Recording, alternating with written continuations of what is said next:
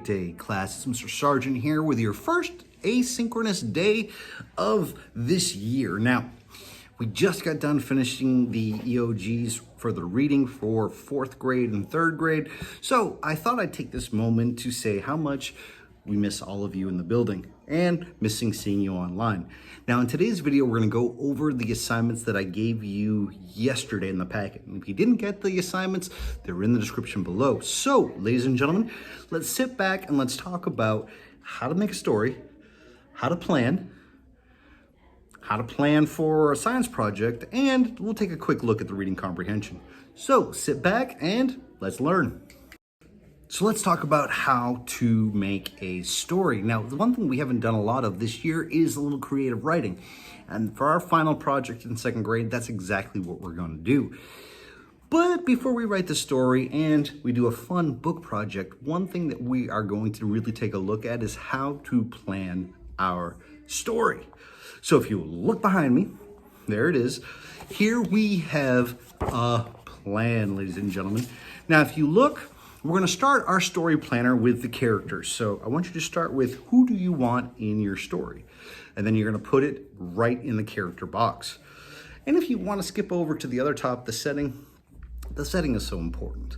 We need to know where it's happening. We need to know when it's happening, what time of year, what's going on. And the setting helps us with that. Then, just like our BMEs from the beginning of the year, we plan our story. So we start off with an introduction. How is the beginning of your story going to start? And then look at the build-up, what happens next?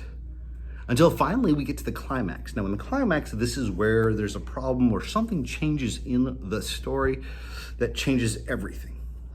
It's usually some of the best parts. And that climax leads to the resolution or the end of your story.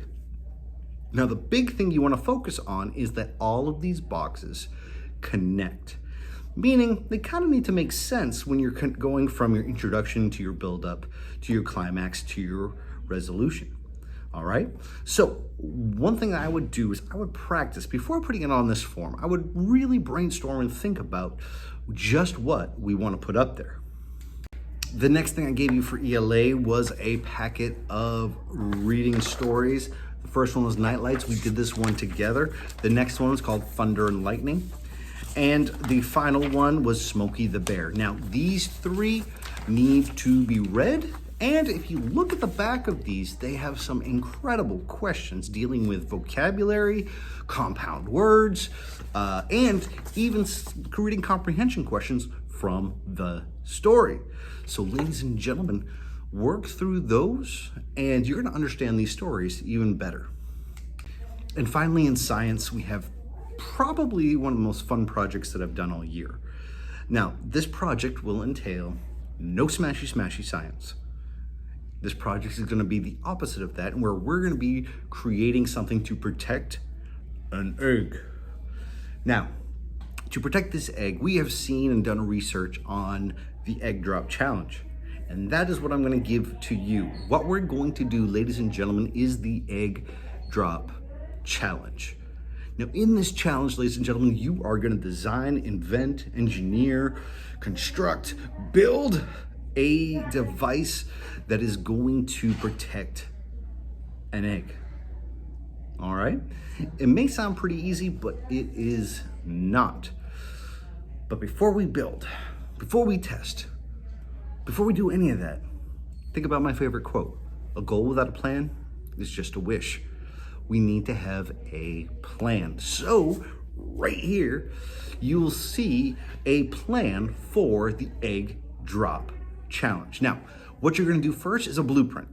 Now, does it really have to be in blue? No, it doesn't have to be in blue, but you're gonna create a design on what you want your protection device to look like. What materials are you going to use? How big is it going to be? So when you do your artwork, we're going to see whether or not it can actually be built. Now, when we're talking about supplies, we need to think reasonability. We need to think things that are reasonable. Can we get straws and duct tape and cotton balls? Yeah. Can we get stuff that's on the lunar mission in space and the space shuttle? No. So when you're designing your egg drop challenge device, think about the materials you're going to use and whether or not we're able to get them. So what you're going to do is you're going to draw your design, you're going to list the materials that you need, and then at the bottom you'll see here, you're going to write a little bit about, well, how are we going to build it? And whether or not it's going to work. So ladies and gentlemen, I don't know about you, I'm looking forward to this. I want to see all of these done, including the reading, including the ELA, done by Thursday. And that's it for our asynchronous work day 1, ladies and gentlemen. I'm not going to do a video for tomorrow because you already know what to do. If you're still unsure, go back and rewatch this video or just send me a message if you have any questions. Ladies and gentlemen, I miss each and every one of you, and I will see you all on Thursday.